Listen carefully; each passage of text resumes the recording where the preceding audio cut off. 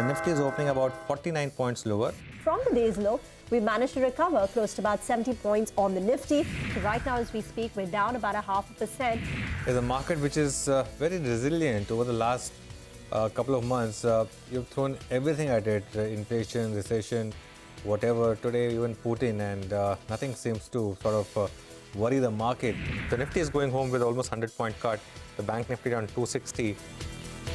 Well, it was a 100-point cut for the Nifty, but given the sort of volatility that we had and given the sort of events that have been lined up for us, one would say that it was an extremely resilient performance. Hello and welcome to CNBC-TV18. You're watching us here on Markets Today. This is a show where we track about 6 hours of day's trading action in 5 headlines. I'm Mangalam Malu. Let's talk about all the headlines. Stock markets tumble across the world after Putin signals an escalation of the war in Ukraine. Sensex and Nifty end lower in the volatile session. The rupee weakens against the dollar and closes shy of the 80 mark.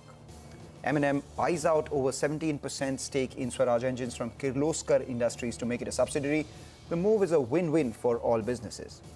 Central bank jumps after it exits prompt corrective action by the RBI, the framework, and now a stronger Yes Bank also perked up after its board clears the sale of nearly 50,000 crore of weak assets to JC Flowers ARC. Sebi chairperson Madhavi Puri Booth says that the regulator won't allow products that curb exits or exchanges to charge for public data.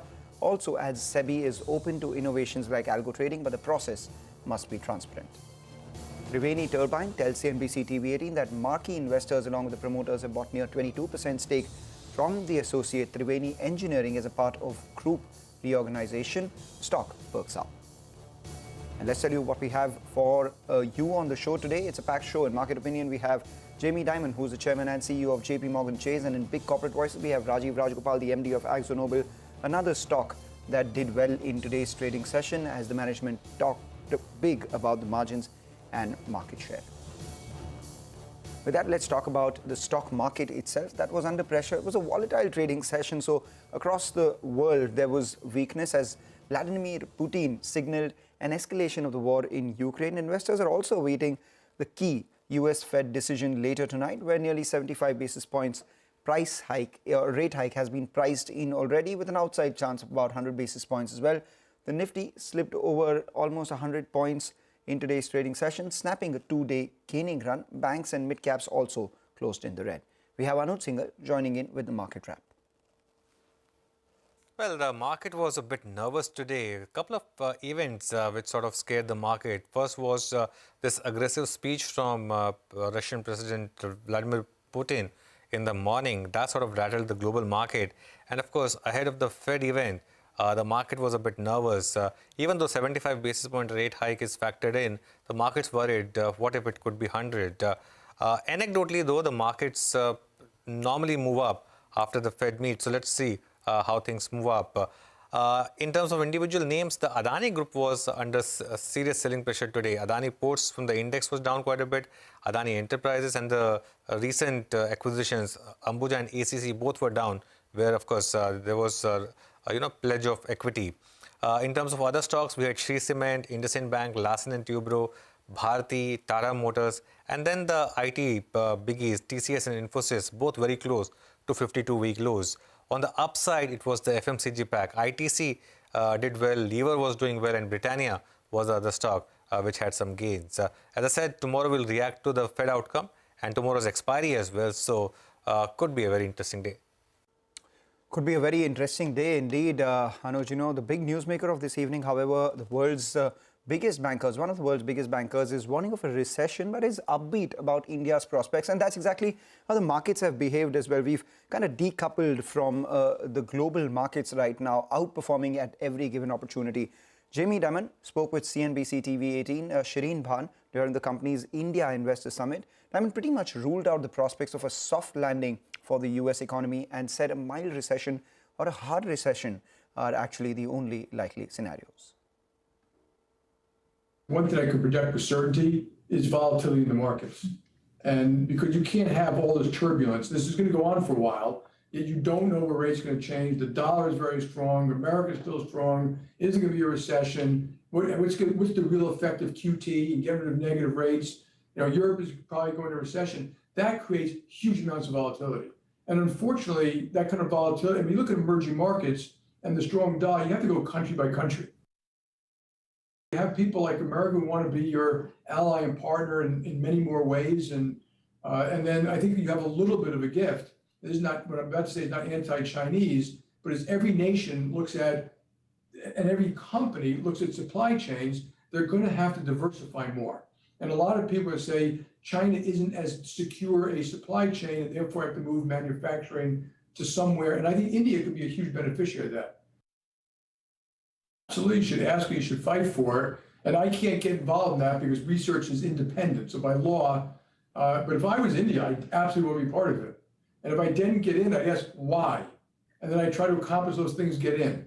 And so I'm hopeful for you. And it is a sign of a country, coming, growing and becoming bigger and better well known. And once in indexes, the other thing it does for you, it's always out there. So you can get you get a lot of foreign direct equity investment. This one you get also foreign direct credit investment. All right, we get that. And that's not all. We got some market opinion coming in from our domestic fund managers as well. Tushar Badhana, who's the CIO at HSBC Global Asset Management, said that the Indian economy is showing strong growth. He added that corporate earnings are only expected to grow from here. And while India's fundamentals are strong, it's a global environment that's a dampener, no different from what a lot of people have been echoing.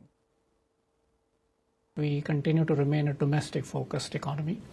And our economy currently is showing all signs of pretty strong growth. And as a result of which corporate earnings are also slated to be pretty significantly higher than last year and expected also to remain strong in the next year. So the fundamentals are good. The problem always with the markets is not only just the fundamentals, but the external situation as well and the global environment. India, on the other hand, being a domestic economy, is slightly insulated from all of this. Of course, markets can never be insulated, but at least economy is the way they go. They are slightly insulated to an extent. So I think it's a combination of the fact that the fundamentals look good, the money is coming in after a long hiatus, which is the kind of outflows that began in November of last year. All right, with that, we move on to the second headline now. Kirloskar Industries and Swaraj Engines were the stocks that were in focus, surged 6 and 10% respectively after M&M said that it would pick up 17.5% stake in Swaraj Engines from Kirloskar Industries for close to about 300 odd crore rupees. What does this mean for these three companies? Sonia Shenoy joins in with the details. Sonia, seems like a win-win.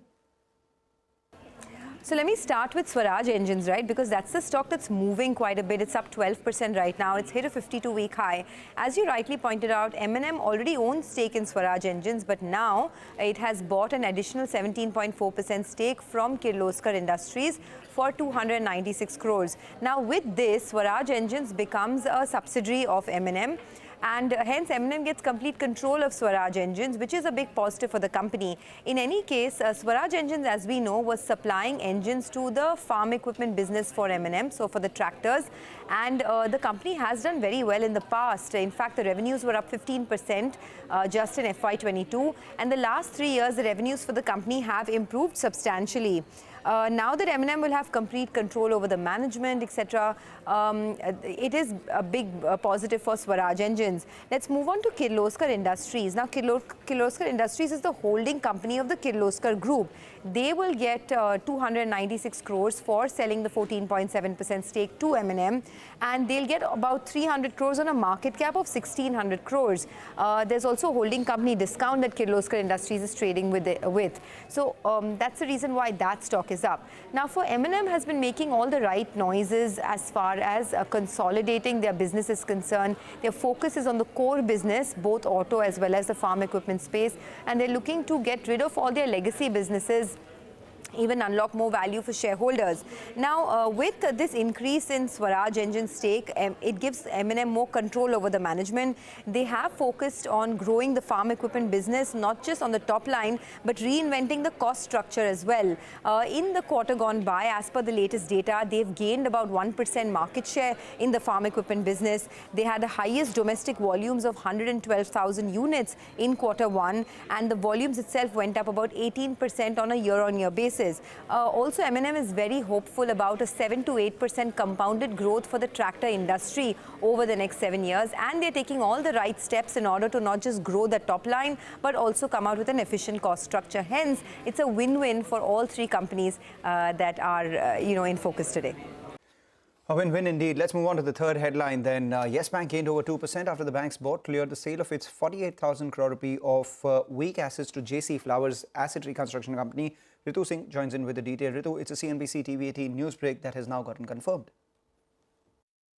That's right. As we reported earlier, Yes Bank has now said that it received no challenger bids to the 11,183 crore rupee offer made by JC Flowers ARC to acquire its 48,000 crore rupee NPA portfolio, and therefore in its meeting on the 20th of September, the board of Yes Bank has approved the declaration of JC Flowers ARC as the winning bidder, and separately they've also approved the acquisition of up to 19.99% stake of Yes Bank into JC Flowers ARC in single or multiple tranches. But importantly, this acquisition of stake in the ARC is going to be subject to regulatory, specifically RBI approvals. So we'll have to see how that pans out. However, for the transfer of the NPA to the ARC, no other regulatory approvals are required. So this paves the way for cleaning up of Yes Bank's balance sheet.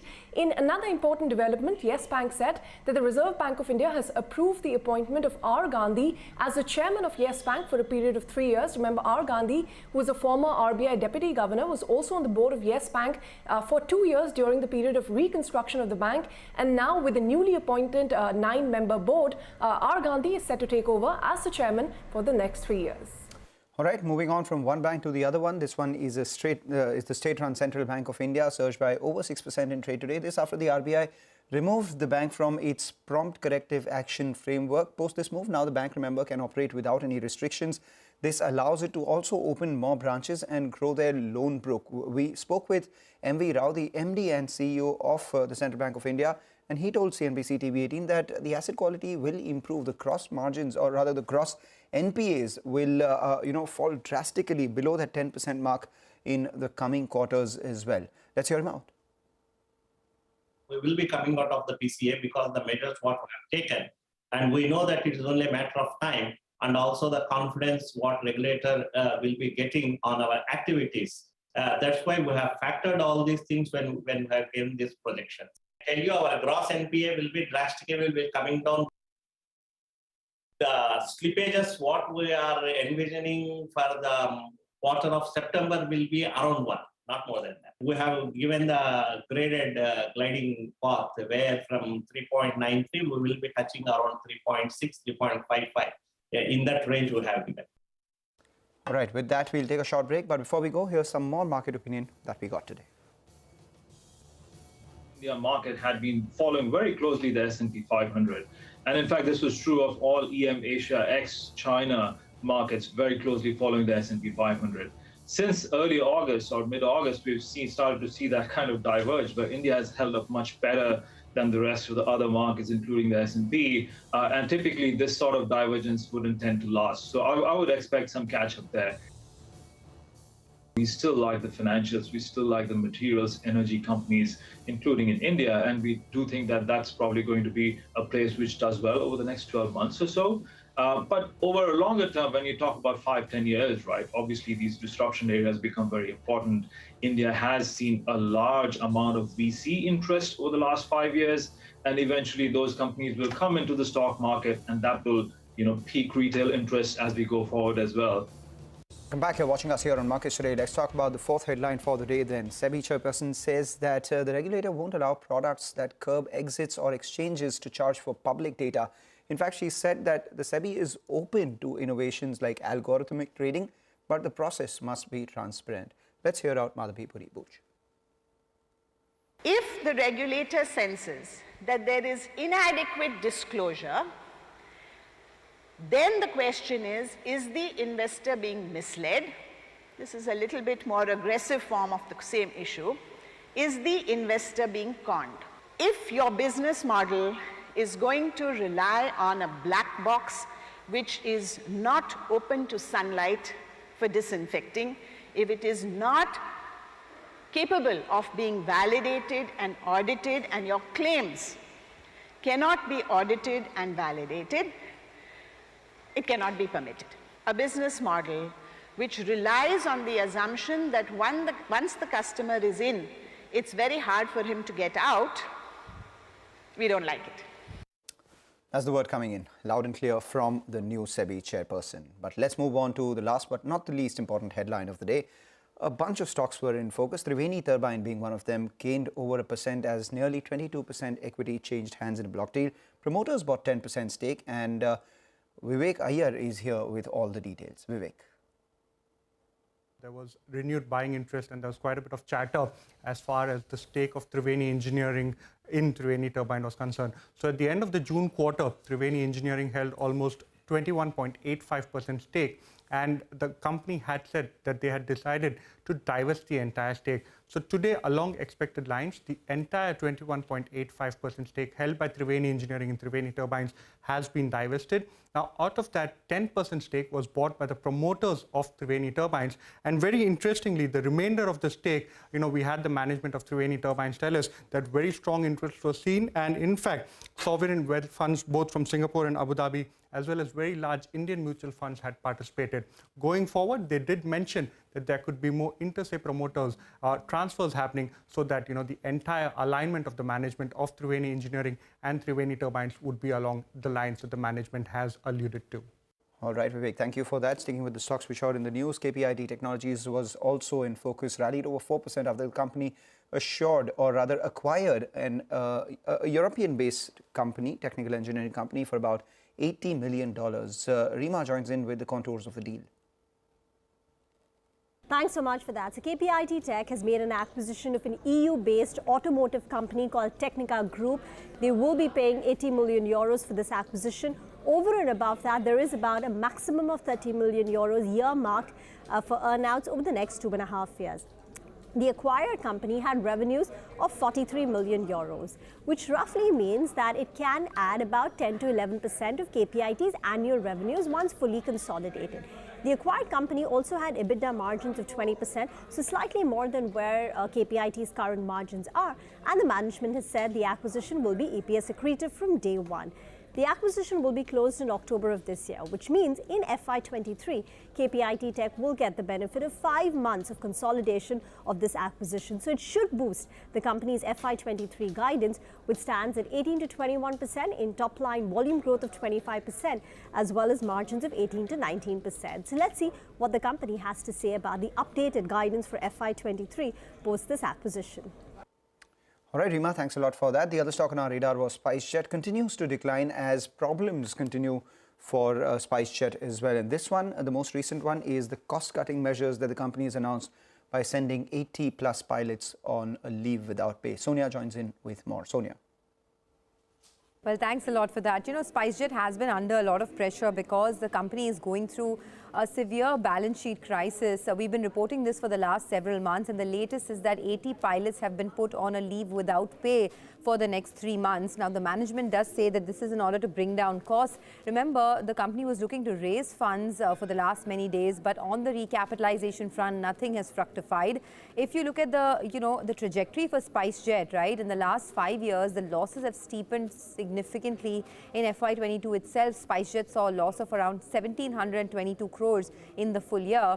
And there have been problems galore for SpiceJet. You had the CFO resigning a while back. It was the second straight month of delaying payments to its employees. The auditors said that there are some concerns that SpiceJet may not be able to go forth without raising funds. On that effect, the management has several times said that, yes, the fundraising plan is in action, but nothing has fructified so far. And the latest piece of news that 80 pilots have been given a leave without pay for 3 months just goes to show that the balance sheet problems are still underway. Also, other issues, like the safety concerns as well as the deregistration of some of their aircrafts by the DGCA has plagued the operational performance of the company as well. All in all, more disappointing news coming in for SpiceJet. Disappointing indeed, but not so much for the paint maker Dulux paint maker Akzo Nobel, as we had the management saying that they're looking at increasing their margins between 15 to 17% over the next couple of quarters. Importantly, they're also looking to gain more market share after having gained market share already. and be the number 3 player from number 4 that they are. And on those comments from the management, you can see there was a spike in the stock and it sustained through the day with a gain of 4%. Let's hear out what Rajiv Rajgopal had to say to us. I still maintain that it will take a couple of more quarters to really see the softening in coming in really accretive from a margin perspective and from a P&L perspective. We've gained market share in the decorative paints, something that we want to consolidate and build on. Remember, when you look at decorative paints, we've got a very high share in the premium. So when you look at brand Dulux, we've got the Dulux Velvet Touch advertising going on. We've seen across all the channels, etc. So, that's a brand which has really revived very well, doing very well, having strong demand. Similarly, Dulux Weather Shield, which is our exterior brand, is doing extremely well. So, our endeavor has been to really, how do you gain, across in the mass market, where we are slightly underrepresented historically. We actually spend 3 to 4.5%, not 6%. Our endeavor is to come to 5 to 6% on terms of advertising.